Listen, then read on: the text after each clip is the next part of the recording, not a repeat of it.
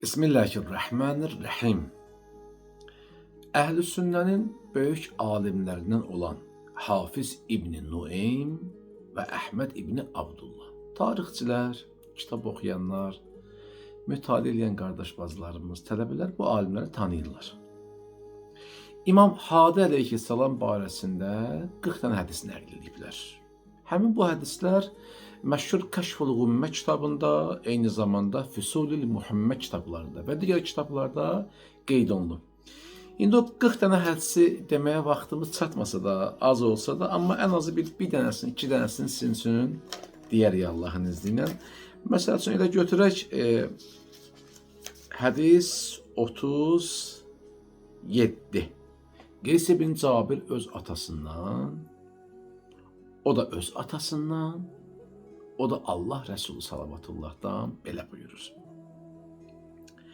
Tezliklə məndən sonra xəlifələr olacaq, xəlifələrdən sonra əmirlər, əmirlərdən sonra zalim hökümdarlar gələcək. Sonra əhl-i beytimdən bir nəfər çıxıb, yer üzünü bundan əvvəl zülmlə dolduğu kimi ədalətlə dolduracaq. Hədis 38. Əbu Səid Xudri Peyğəmbər Salavatullah'dan belə rəvayət edir.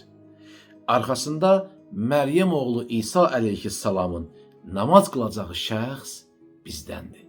Yəni söhbət Mövla İmam Zaman əleyhissalamdan gedir.